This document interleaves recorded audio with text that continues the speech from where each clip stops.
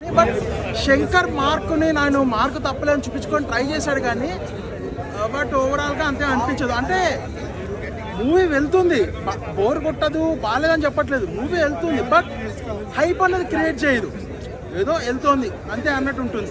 And interval bang మాత్రం crazy ఉంటుంది, interval bang అయితే మాత్రం చాలా అంటే చాలా క్రేజీ ఉంటుంది. అండ్ ఎస్పెషల్లీ బెస్ట్ క్యారెక్టర్ ఏంటంటే అన్న అప్పన్న క్యారెక్టర్. స్క్రీన్ టైం తక్కువ ఉన్నా సరే అప్పన్న క్యారెక్టర్ అనేది చాలా అంటే చాలా బాగుంటుంది. అప్పన్న క్యారెక్టర్ చాలా అంటే చాలా.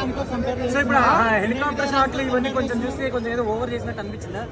నాకు అనిపించింది. లాస్ట్ టైం సంక్రాంతికి మహేష్ బాబు వచ్చి గుంటూరు గారు అటు ఇటు తిరిగాడు, ఇప్పుడేమో రామ్ చరణ్ వచ్చి హెలికాప్టర్ వేసుకుని తిరిగాడు, అదే అనిపించింది. సో అది కొద్దిగా తెగ వాడేసాడు, అంటే బడ్జెట్ చూపించుకున్నారు.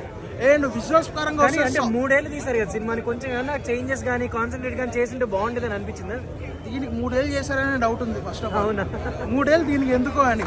బట్ చాలా సాంగ్స్ విషయానికి వస్తే మనకి చాలా అంటే చాలా గ్రాండియర్గా ఉన్నాయి సాంగ్స్, కానీ దోప్ సాంగ్ కానీ జాబిలం జాక్ సాంగ్స్ కానీ విజువలైజేషన్కి చాలా బాగున్నాయి సాంగ్స్, వినడానికి కూడా బాగున్నాయి. అండ్ బ్యాక్గ్రౌండ్ మ్యూజిక్ కూడా చాలా బాగా వర్కౌట్ అయ్యింది. బట్ మిస్ అయ్యేది ఎక్కడంటే శంకర్ మీ ఎక్స్పీరియన్స్ పెట్టుకోకుండా రండి.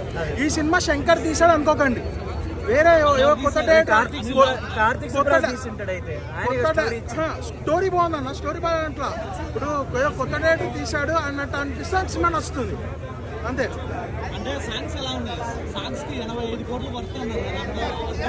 సాంగ్స్ గ్రాండ్ వర్గా ఉన్నాయన్న, నాకు సాంగ్స్ అన్ని బాగా అనిపించాయి. ఒక్క మచ్చా మచ్చా సాంగ్ తప్ప మిగతా సాంగ్స్ అని బాగా అనిపించాయి.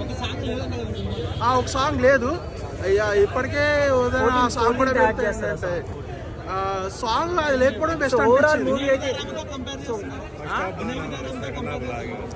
వినయ్ విజయ్ రామకి దీనికి చాలా తేడా ఉందన్న. వినయ్ విజయ్ రామ్ కంటే 1000 రెట్లు బెటర్.